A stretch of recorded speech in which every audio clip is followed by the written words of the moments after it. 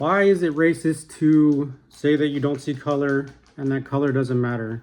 Well, welcome to my channel. My name is Eric. I'm an infant adoptee. I was adopted a few weeks after birth. Actually fostered a few weeks after birth, adopted legally at 4. And I was raised in a colorblind household. I was the only one adopted. And I want to get into actually living with parents that didn't see color, that taught me color doesn't matter. And hopefully by the end of this video, you will learn to never say that again if you are the type of person to say this, and kind of get some empathy for people of color and why that is racist to say and to hear.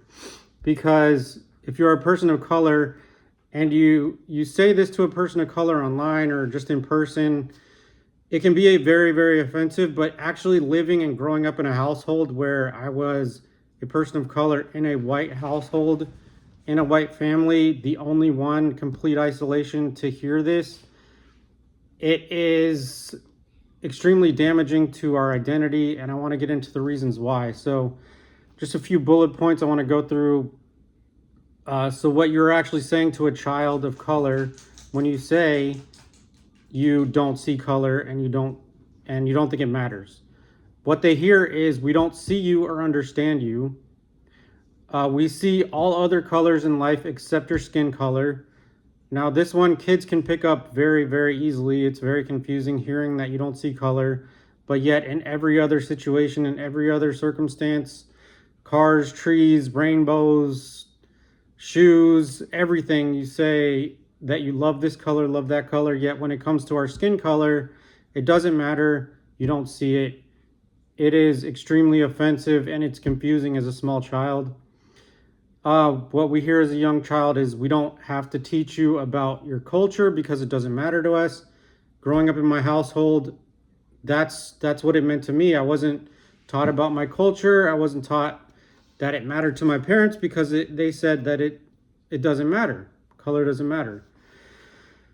We don't have to teach you about your history because it makes us uncomfortable and it doesn't matter to us. This is also something that I heard as a child being raised in a white household.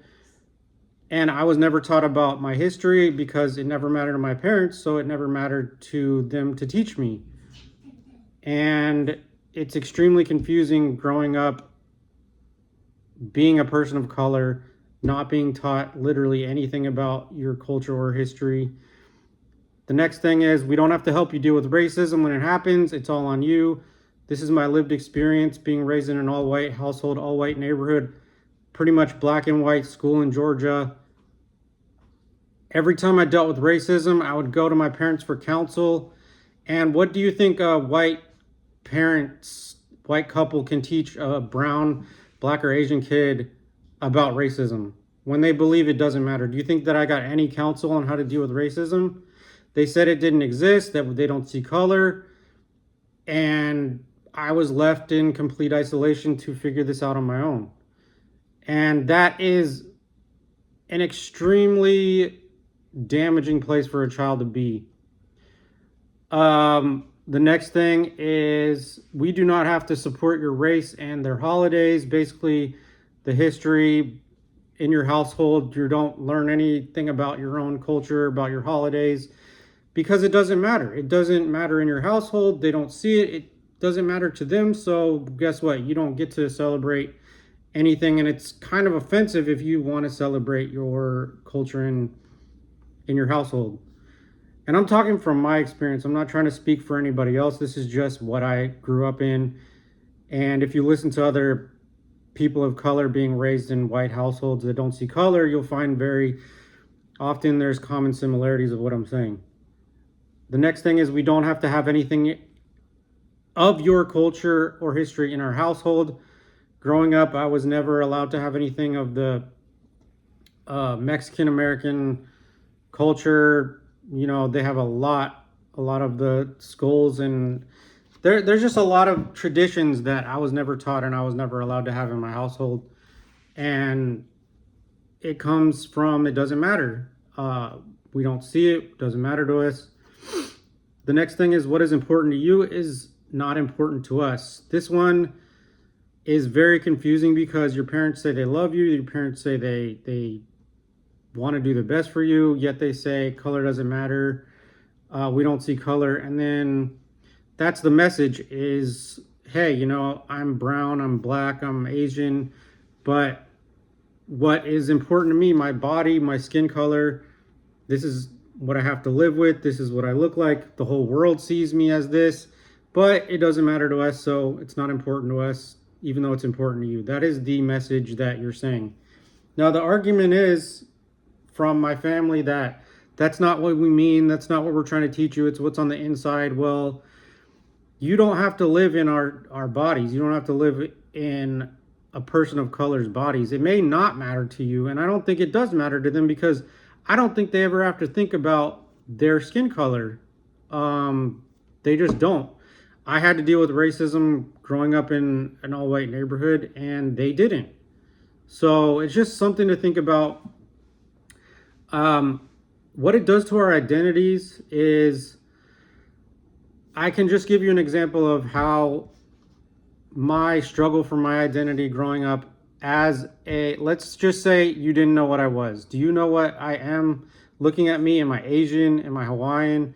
I was called Afghanistan when I was growing up. So when you're small and you're around like 6, 7, 8, you're forming your identities, you're building your identity. So when you're lied to about it, it can follow you for the rest of your life because you're building a foundation of lies. So I was told, when I asked what I was told I was American. And I kept asking because I kept getting laughed at by people asking me when I was out in public what nationality I am, what race I am.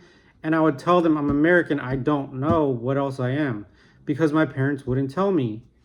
And I knew I was American, that's obvious.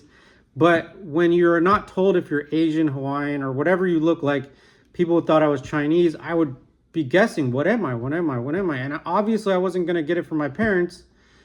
And this led into identity issues my entire life. What am I? And I didn't get to build my real identity of being Chicano, Mexican American until I met my biological family. Now, this is why it is so vital to teach your kids what they are and verbally validate them if you have an adopted child of color, because I had 0 brothers and sisters that looked like me. I had 0 Mexican American families that were in my neighborhood, in my school, that could validate that for me.